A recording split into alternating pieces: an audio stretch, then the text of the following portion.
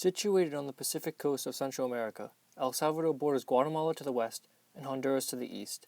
El Salvador is one of the smallest of the Central American countries, with an area equal to that of Massachusetts. Because of El Salvador's location in relation to plate tectonics, more specifically due to the Cocos tectonic plate, earthquakes and volcanic eruptions are frequent sightings in the country.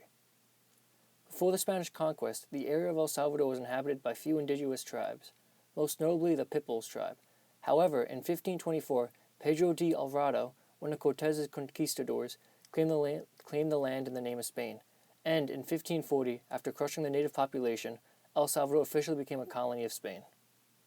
In 1810, Napoleon overthrew the King of Spain. Many Salvadorans realized Spain's weakness, and in 1811, a Salvadorian priest by the name of Jose Matias Delgado led a rebellion of Creoles. This was important because it was the first open expression of a Salvadorian sympathy for independence from Spain. However, conservative forces from Guatemala, who remained loyal to Spain, ruthlessly crushed the uprising, increasing Salvadorian hostility. In 1821, Francisco Morazan led El Salvador and claimed full independence from Spain. However, the Salvadorians' independence was short-lived as conflict ensued over the territory's incorporation into the Mexican Empire.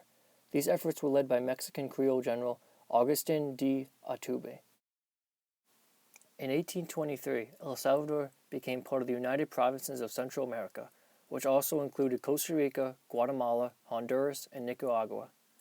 However, in 1838, the United Provinces of Central America descended into civil war, thus ultimately dissolving the federation, and for the first time El Salvador fully became an independent republic. Then, threatened by Mexican and Guatemalan aggression, the Salvadoran government wanted to make the country part of the United States. This request was turned down. El Salvador remained independent, but gradually came under the influence of American banks, corporations, and government policies. One constant in Salvadoran history has been its economy of a single-crop export agriculture. In the 16th century, El Salvador produced cacao, a plant from which chocolate is made. In the 18th century, it grew the indigo plant, which yields blue dye used in clothing. In 1859, President Gardao Barros introduced the country to coffee, which eventually took over as El Salvador's primary export. El Salvador organized its economy with a factory-like efficiency, consolidating land into huge plantations worked by landless peasants. During this time period, El Salvador was often referred to as the Coffee Republic.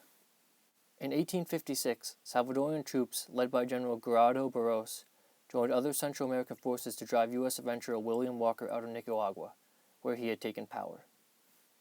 William Walker was known as a military filibuster or a freebooter. A freebooter or filibuster, in the context of foreign policy, basically is someone who engages in unauthorized military expeditions into a foreign country or territory to support a revolution. William Walker tried to set up relations between Latin American countries and the United States unofficially. However, on June 15, 1963, the United States used a more conventional method to set up and maintain relations with El Salvador. They set up the U.S. Embassy, and the United States appointed James R. Partridge to be the first ambassador to El Salvador. In the 18th century, El Salvador was fortunate enough to stay and operate as a democracy/republic. However, El Salvador's luck will change as the 20th century of Salvadorian history will be full of caudillos, military dictatorships, and civil war.